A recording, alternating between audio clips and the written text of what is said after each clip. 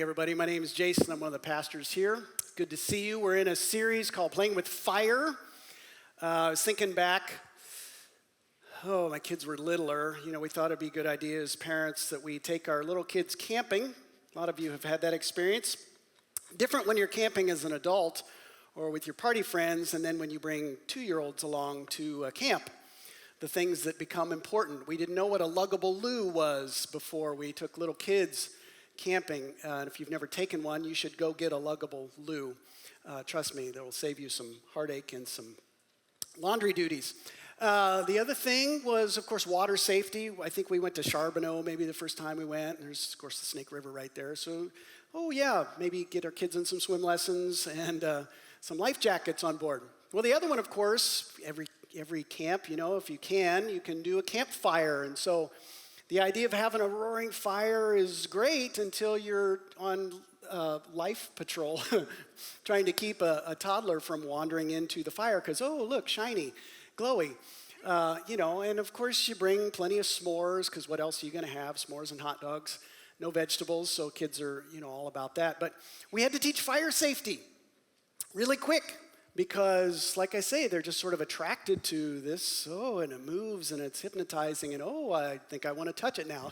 Not a good idea.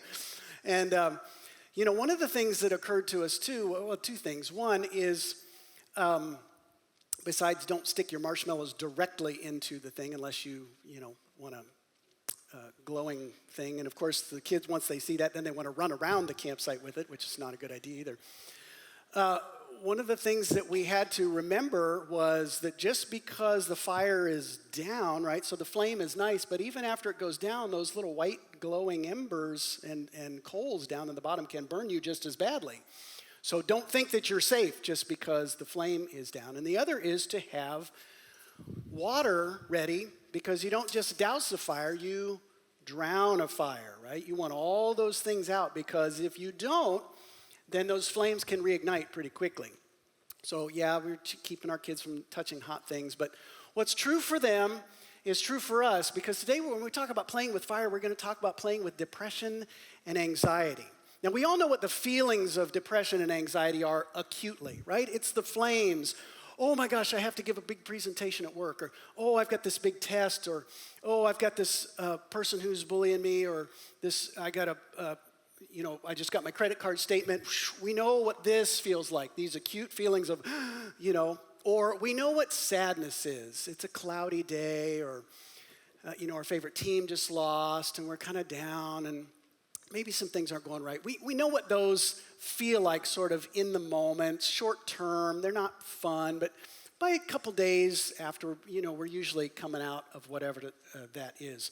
And it comes in all kinds of flavors for all kinds of reasons. Like I say, work and school and our health a lot of times. Boy, this year been a thing about that to get our hackles up about things about, am I being safe enough? Am I doing the right things to keep myself healthy?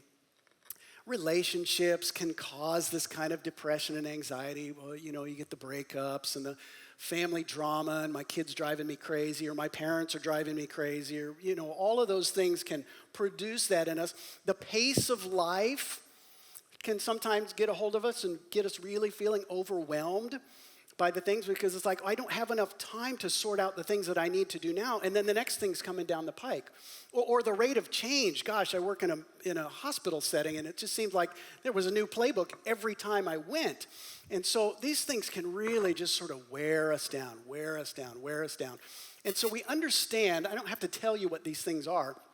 You have experienced them in your life in some way, shape, or form acutely. Some of you, the flames aren't necessarily so bright and shiny, not drawing a lot of attention. You're working with those burning embers, those coals, this sort of just dread about going to a toxic work environment, or this dread about I'm never going to get better, this dread of my finances are hosed right now and I don't see a way out, this dread of, I just can't, why am I not happy? Why can't I experience any joy in life? Why do I just feel like the world is just sucking the life out of me? Why am I afraid all the time? Why am I sad all the time? Now, again, apologies. I'm probably only talking to like one or two of you. I get it. I'm so sorry. The rest of you, you're so patient bearing with the 2 or 3 of us that are dealing with these things. But my guess is everybody has experienced some of these things. I've talked to some people. I talked to a lady here recently. She spent a year in bed because she just couldn't do otherwise. She was healthy, just could not find a way out. And I know for one of her stories, there's probably 10 others. So I know that these things are happening, but it's so low on the radar. But it's every bit as dangerous as the stuff that's big and bright and shiny, okay? And in our society, it's been really hard to talk about in other ways other than just a lot of self-help. You just pull yourself up out of that, and we even catch ourselves saying those things to other people a lot of times. But we know this isn't helpful. I put a thing out on Facebook a couple weeks ago, just asking, just sort of in general. I didn't know really what to expect. I said, hey, when you feel depressed or anxious, what are things that people say to you that aren't really helpful? 95 comments later, in the first 2 hours, I had to kind of shut it down there because it was so visceral for people. The things that when they were in a tough spot in their life, wasn't necessarily end of the world type of stuff, but they were feeling these things. And somebody had come in, even with good intentions, and said the absolute wrong thing. And they remembered that. It stuck out to them, okay? So we get these messages all the time, and they can really run into conflict when you just don't feel like you have it in your wheelhouse to pull yourself out of it, or talk yourself out of, or pay your way out of, or play your way out of, or whatever, to sort of get yourself up or down, if you're wigging out or if you're worn out, to get yourself back on an even keel. You feel what isn't helpful. But it can leave you with a void too, and say, okay, well, what do I do when I'm in this place? Whether the fires are really kind of burning up right now, or whether I've just got this low, dull roar happening in the pit of my stomach, that headache that won't go away, the muscle aches. Our bodies absorb this kind of stress. You know that, right? I mean, there's a reason sometimes people end up in the hospital from stress. There's sort of a sweet spot where, if I don't do anything, I will atrophy and I get lazy. But if there's too much of it, it becomes overwhelming, okay? And there aren't a whole lot of words to say to fix that. I want to be really cautious. I tried to just talk to a lot of people coming into this who have experienced this stuff, because the thing I don't want to do from up here is to give you what I call toxic positivity. Just slap a meme on it, nice Insta post, and off you go, right? Because it runs deeper than that. Susan David is the one who calls it toxic positivity. Basically is where whatever it comes out of my mouth is that my comfort is more important than your reality. I'm not comfortable with your discomfort, so I'm going to say something to make myself feel better, whether or not it helps you. Okay? Now, I've been guilty of that. You've probably been guilty of that. And so we're going to talk about that a little bit later, but I want to come a little bit more from the receiving side. If you are experiencing depression and anxiety, whether acutely or chronically in your life, I want to talk about that because I want to equip you today to reframe those feelings. Okay, and it's not stuff I came up with. We're going to look in the Bible real soon because there's some gold wisdom available to us in this department. And it comes in the form of a promise. And you don't have to believe it or not. You're welcome to be here whether you believe anything I say or not. You belong here because you are here. Okay? But I want to at least present it to you and give you the opportunity to hang on to something that maybe you have not considered before. And not just to believe it up here, but to really begin to own it and to reclaim some space in your life that's been overcome and overwhelmed by fear, by panic, by anxiety, by depression, to reclaim some of that space and to take some spiritual ground and to begin to walk in that kind of reality. And that's what we get to do around here. And so here's what I want you to do. I want you to be able to learn it and then to be able to live it out. And here's what it looks like. God's big idea for the day. No matter what they say, and we're going to talk about they in just a minute, but the people, the influences in your life who represent they, who either will say, oh, there's something wrong with you, or, oh, I had it so much worse, or things that aren't helpful. No matter what they say, you don't have to keep it together for God. You don't have to keep it together for God. I think sometimes we worry that if we're not doing our part, that God's somehow less God. Or if I'm feeling bad, there's something wrong, and it can really shake people's faith up. Maybe you've been there. I've heard of people who just, this year, they basically turned agnostic at the least, because things haven't really worked out and they're not feeling great. Well, we don't let our feelings boss our faith around. We want to do just the opposite. But it starts with this. No matter what they say, you don't have to keep it together for God. Now, that might be a message of freedom for you, because up to this point, you thought that was your Christian duty, is to just sort of put on a happy face, carry a good front, be positive, all this stuff, and it is killing you inside. So I want to help kind of release the pressure off of some of that today by hanging on to that. And we're going to do that by looking at one of the most well-known passages in the Bible, Psalm 23. If you've been to a funeral, you have likely heard this passage read to you. But it's not just for the dead. It's for the living, even if you feel dead inside. So let's look at this. It's written by a guy named David. We talked about David a couple weeks ago, one of his troubling times in life. Well, David knew pressure. I mean, his life was kind of dramatic. At one point, he was being pursued by his boss, King Saul, who wanted to kill him. I'm so grateful I work at a place where my boss is not trying to kill me, that I know of. I did not check my water bottle this morning, and so far I felt okay. He knew pressure. He understood. He was a king, for goodness sake. He understood. And if you read through the Psalms, you understand that David lived kind of an emotional roller coaster. I mean, look at Psalm 22. My God, why have you forsaken me? This is the very chapter right before the one we're going to look at today, Psalm 23. So he understood pressure. He lived it. He knew. Sometimes we think the Bible is they don't get me. Trust me, David got it, okay? And he was so good at expressing it, getting it out, and to do so with a spiritual lens. But as we're going to see, he also understood his place. He understood his place in his relationship with God. But let's look at this chapter. Some of you can't sort of unhear it in the King James. I'll kind of work through those because different translations use different words for things. But here's what I want to camp out at for just a second. The Lord is my shepherd. We think about this, if you know this passage at all, we think about this as if David was sitting down by a quiet stream writing this. Who knows what was happening inside him at this time? His inner life might have been a wreck, okay? His circumstances might have been just boiling over or simmering low. We don't know. What we do know is that David had written this psalm. It's called a trust psalm. That's basically, the premise is regardless of what happens in life, I choose to trust you, God. And so here's what he leads with. The Lord is my shepherd. A couple things to notice here. David was a shepherd. He started out his life as a shepherd. So he understood what it means to be a shepherd, what it means to take care of a flock.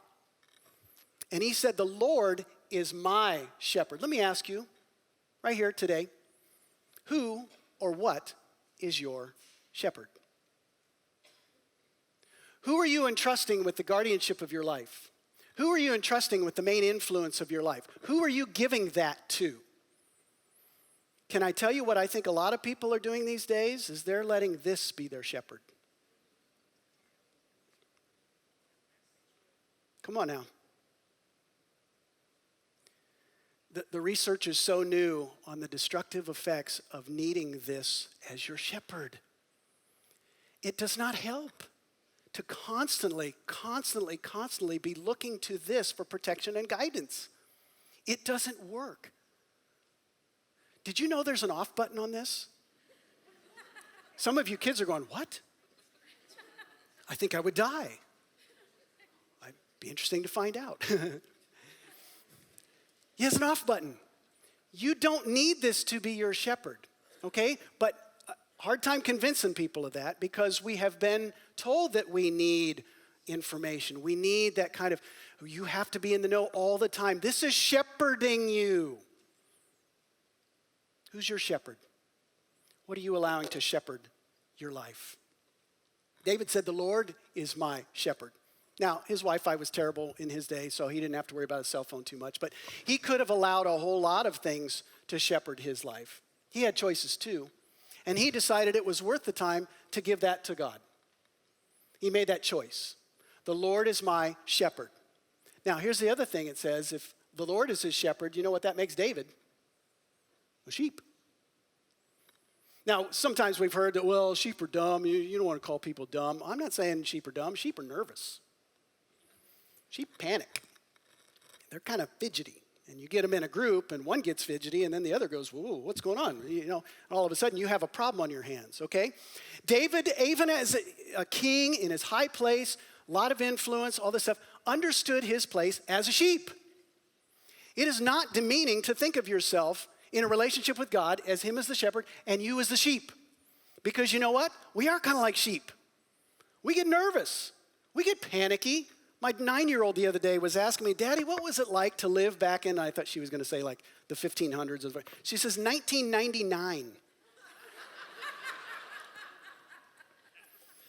And I had to think about it. And you know what? The first thing came to mind, if you were alive in 1999, Y2K.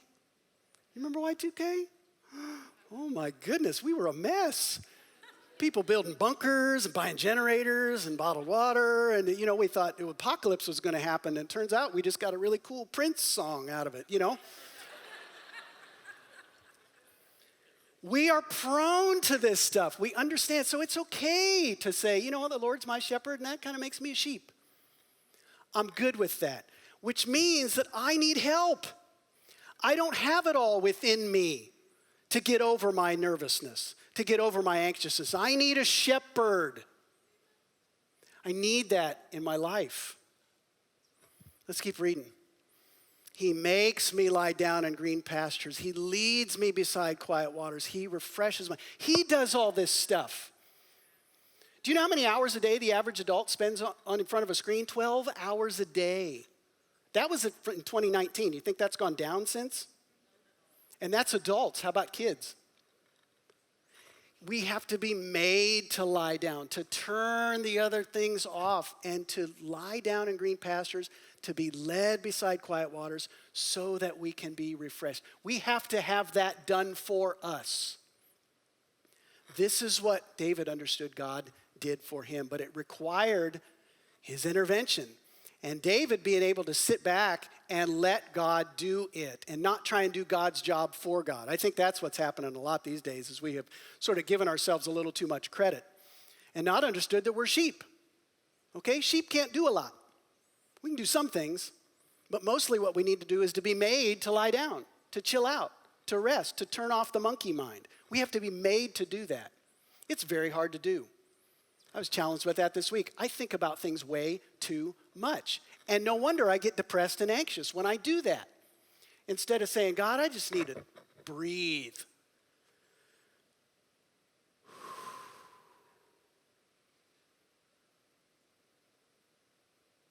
Green pastures, still waters, refreshing the soul. Let's keep reading. He guides me along the right paths for his name's sake, not to make me look better. Most people I talk to that have been through depression and anxiety, cripplingly so, aren't singing their praises. They talk about how they got to a point where they didn't have anything left and they had to cry out to God and were ready to listen for his name's sake. Let's keep going. Even though I walk through the darkest valley, and some of you grew up hearing the valley of the shadow of death, right? Death Shadow Valley. Sounds like a great place you want to take the fam. Spring break, right? Hope they have a Starbucks. Through the darkest valley, the valley of the shadow of death. This is not a fun place. Even though I walk through the darkest valley. There's no way around Death Shadow Valley. There's no pass on having to walk through that. Your finances, you're going to have to walk through that. Your health, you're going to have to walk through that. Your family stuff, you're going to have to walk through that. Your job, your school, you're going to have to walk through that. But even though I walk through that, what does David say? I will fear no evil. That's the litmus test. I will fear no evil. Are you living in fear right now?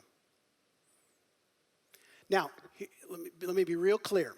Christians have problems. Believers face struggles. Having Jesus on board does not remove that from your life circumstance. You may have some things that you carry with you the rest of your life, okay? What this says is, yes, evil exists. I don't have to fear it. I won't fear it. And not because I'm anything more than a sheep, but what does he say? Because you are with me. I cannot believe I cannot believe that God wants to be with me when I am less than perfect, when I am depressed, when I am anxious and worried about things, when I am fearful of things, that the God of heaven chooses to be with me in those times.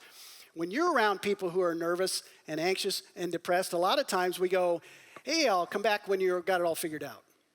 We run from that. And God precisely says, no, I want to be your shepherd, even in those times. When Jesus came to earth, one of the names he was given was Emmanuel, God with us. He demonstrated the fact that whatever we thought we knew about God was true because Jesus put on skin and lived it out. And that's our hope. That's why we can take comfort and confidence in this. But then he goes on. Look what he says. Your rod and your staff, they comfort me. Well, those are weird words. Sometimes we hear those two words, rod and staff, and we think more of something like this. Right? Get the fishing rod out. Oh, yeah, no, that's a comfort. No, it's not the rod he's talking about, and this is our staff here, but maybe that's not the...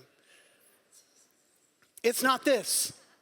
What would a shepherd's rod and staff be? Well, I don't know many shepherds. I had to do a little reading. So here's what this is a shepherd. This is modern day, by the way. We still have shepherds in the world who shepherd sheep. This is a rod. Now, I don't know how well you can see it on the screen, but it's about, meter long. And it's made from the hardest wood at the base of a tree. This is a weapon. It's a baseball bat on crack. And it is not meant to beat the sheep. It's meant to protect them and to keep them safe from predators. Some of you think that God's just after you, thumping you because you don't feel a certain way or because you can't always smile or because you have a down day. And I'm here to tell you that's not what the rod is for. And David understood that. That's why he had comfort. I know, God, that even if I don't feel great, you are protecting me in ways I cannot even imagine. And I take comfort in that. Even if I don't feel like it. You hear where I'm coming from? Boy, those feelings can just lead us into all kinds of weird places. They can have us looking for real estate in Death Shadow Valley. But David said, no, I don't have to fear that stuff because you're with me. Your rod protects me from threats. And your staff, a lot of us have seen that one. It's long. It's meant to kind of rescue the sheep. Sheep are a little bit dumb. I'm dumb. You get into trouble, right? To rescue them, to pull them back up. But you know what else that crook is for? It's so that the shepherd can easily pass it over and count the sheep one by one by one by one. You are known and loved by the God of the universe. It blows my mind. He knows you and he loves you. He cares. Well, the other thing, when it's long like that, like I say, the herd mentality, the flock can start to wander a little bit. Gentle taps. Yep, over here. Yep, over here. All right? Not beating, guiding. Guiding. So you get protection from threats and you get direction for us sheep. This is what a good shepherd does. And David says, the Lord is my shepherd. That's the kind of relationship that God has with me. I didn't earn that. I don't deserve that. I'm a sheep. But my shepherd cares about me. And so these are the lengths that he's willing to go to protect me and direct me. Look what Paul says in Colossians chapter 1. It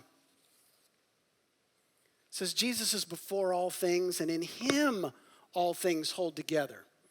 This is God's work. When we talk about depression and anxiety, I'm good with therapy and going to talk to people and definitely having people you can talk to who are safe and having ways to sort of express it, coloring books, play therapy, music therapy, artistic expression, ways to get it out. But don't you think for a second that those things are going to do anything more than address symptoms. Jesus himself is doing the work of holding you together, whether it feels like it or not. Do you know what laminin is? Have you heard of this stuff? Some of you know where I'm going with this. It's a cell protein adhesion molecule in our bodies. It's like rebar in the body. Do you know what it looks like? Google it sometime. It's in the shape of a cross. Jesus is before all things, and in him all things hold together. You don't have to impress God, to sort of do your duty. God is doing that for you. to get you through Death Shadow Valley. He's doing that for you.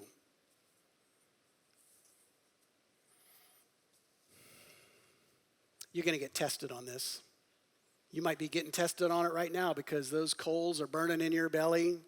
You've already got Monday on the brain, thinking about what you got to go back to or what you got to go to next, home, what your school's going to be like tomorrow, what your next bank statement's going to look like. You're going to get tested on this, okay?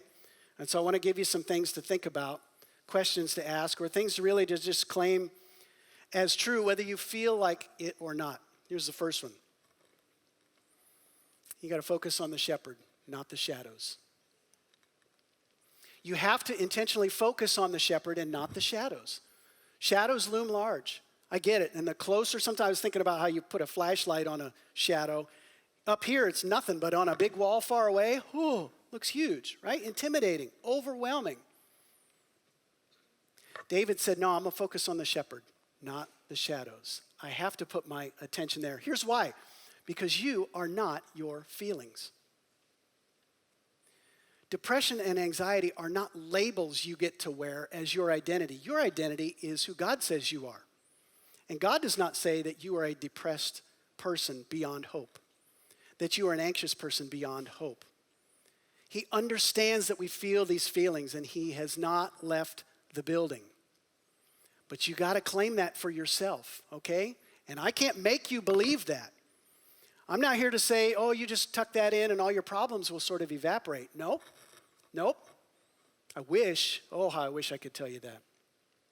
But there's something about speaking the truth that also is tied to a declaration of allegiance, who my loyalty is to. I am not a slave to what they say. I'm not going to live like that. I don't have to keep it together for God. He's a loving shepherd who's watching over me, and I am loyal to him because he absolutely loves me. Second thing I'd invite you to do or to consider is, are you putting down the poking stick? Are you sitting at the fire going poke, poke, poke, poke, poke, poke, poke? You talking to all those nervous Nellies and listening to all the fear mongers who just want to keep stoking the flames, stoking the flames, stoking the flames. Is the poking stick in your hand? What kind of boundaries are you setting these days to keep some of that at bay? You can set boundaries. You don't have to listen to everybody all the time. You just don't. You don't even have to listen to yourself all the time. You can practice, like I just did a couple seconds ago, a deep breath in, a deep breath out. New Age didn't invent that. God invented that. He put breath in our lungs so that we'd have to suck one in and let one go. That can be a prayer. Did you know that? This is life-saving stuff, folks. This isn't just, let's put some salve and Band-Aid on it. No, this is stuff that literally is the difference between life and death. You can turn off the phone. You can minimize conversation with unhelpful people, even friends who think they're maybe helping and are not. You can turn off the information sources so that you can replace it with stuff that's going to set you down in green pastures. It's going to put you beside quiet waters, and is going to restore your soul. You can be shepherded that way. 1 Peter 5:7 says this, cast all your anxiety on him. Who's him? God. He wants it. I don't know why. I'm kind of a mess. I'm like, really? You want all this? He's like, bring it. Bring it. I can handle it. Because he cares for you. I cannot make you believe that. There may be all kinds of reasons why you doubt that to be true. It does not change the truth. You can do this because of this. Would you try it? What would happen if you tried doing this? You might find some things available to you in your life that you didn't know could be. Some amazing stories about that around here. Philippians 4:6-7. Don't be anxious about anything. And this means, the Greek has more of a continuous sense. Not just, don't get nervous because you have to give a speech, but don't continually be anxious. Don't just keep being nervous about anything. But in every situation, regardless, big or small, doesn't matter. God's not grading on the scale here. Every situation, by prayer And petition, there's our resource, there's our tool. Are you using it? With thanksgiving, that's a hard one when we don't feel great. Okay? And it's not just, just think happy thoughts. No, for what do you have to be thankful for? You can find it in the very smallest things. And it doesn't fix everything, but it's what we hang on to as we present our request to God. That's really kind of what we're after. Hand it over. And look what it says. The peace of God, which transcends all understanding, will guard your hearts and your minds in Christ Jesus, the one who is holding it all together. It just doesn't get truer. Is life still hard? Absolutely. Is Monday still going to be Monday? Absolutely. Does not change the fact that this is true. And I'm asking you to hear that and to begin to say, could it be true for me? Could it be true for me? If you feel like the fire just won't go out. Well, here's the last thing I want you to consider, and this is for those of you who maybe aren't feeling this as bad as some others, but you're in a position where you're being asked to help, where somebody's venting to you and you have an opportunity to say or to do something. Can I encourage you to be somebody's water bucket? Not to fill it up with a bunch of lighter fluid and pour it on them, or pour it on the fire, make things worse. And there's all kinds of things that people have said. I cannot believe some of the things that people have said in the attempt to encourage. I find that few words actually do the most good. When you fill this bucket with water, what does a water bucket do? It sits there and doesn't leave until the fire needs to go out. And the person whose fire needs to get out is the one who picks it up and pours it themselves, okay? It is so hard to stay with people in the middle of their pain. I will not deny that. But that patience is an act of grace, initiated by God, that we can model and that we can use. I use it over and over and over again when I'm called in the middle of the night to stand in with somebody whose life is falling apart. And you know what I do? Very little. I stand there and I listen and I listen and I watch and I listen some more. And every now and again, I just got to point people to the bathroom. And then when they come back, I listen some more. And after a while, there's a change in the atmosphere because people understand that I'm not trying to fix anything. And that maybe if the chaplain isn't trying to fix anything, that God's okay with me in my weakness too. And that there's a way, somehow, some way to move forward. That there is hope. That there will be better times. Presence and empathy, I cannot overemphasize the importance of showing up and shutting up. It really can be that simple. But here's another piece too. You know, we make a big deal about serving around here, COVID times, non-COVID times. We need the help for sure, but it's more about what you need. You need to serve somehow. Here's from a student. I got this testimonial this week. Listen to what she talks about, her own kind of journey with depression and anxiety, because we think we have to serve from a place of perfection instead of protection. We got to have it all figured out. Some of you are watching from home right now because you don't think you're good enough to be here. I wouldn't be up here if that was the case. It's never from a place of perfection. It's always from a place of protection. The shepherd guarding us. Listen to what she says. My struggles with depression and anxiety first started when I went to public school in the 4th grade. Having been homeschooled throughout up through the 3rd grade, I wasn't used to being in a place where the smallest things you do would get judged and ridiculed by the kids around me. So I started to become really anxious. Some of you know this story. This is your story. Once I began middle school, the anxiety became much worse. The friends I made in elementary school went to different schools than me, so I lost what little support system I had, and I didn't know what to do. I was on my own with a bunch of people who didn't like me, and I didn't like them. I withdrew into myself a lot and sort of closed off everything. That's what happens. Depression and anxiety become very isolating experiences. I started getting more numb to different things and spent most of my time completely on my own. It was at the end of 7th grade when things began to change. Listen what changed. I decided to join C3 Students' worship team. and serve by playing keyboard. That's something she could do. I was nervous at first, really nervous. I was playing with people I didn't know and playing in front of a huge youth group of people I didn't know either. Well, yeah, that would produce some anxiety. Still, I noticed that after continuing to serve that I started feeling less anxious. I think it's because I wasn't focused completely on myself all the time. Isn't that funny? I got to focus on serving others. When I was on my own at school and only focused on how I was doing, I'd start to get depressed and then anxious and then I'd close off again. So it was this cycle. But when I was serving other people and serving with people, that's why we do things in teams around here, I felt better. God is teaching me that one key to overcoming my depression and anxiety is to stop focusing on myself and focus on serving other people. Listen how she closes. Next week, I turn 15. This is a 15-year-old doing this work. You can do this work. I'm glad God is teaching me this now instead of me trying to learn this when I'm 30. That would suck.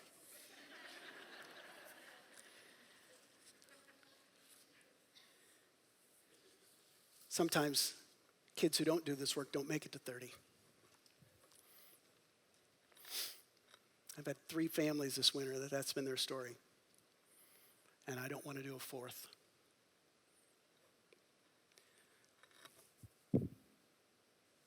God knows our propensity for panic. 365 times in the Bible, he says, fear not. And then usually that's followed by, for I am with you. God understands that we get nervous, twitchy, anxious, sad. We feel all these feelings, and sometimes they just feel like it's going to be too much. God says, fear not. I am with you.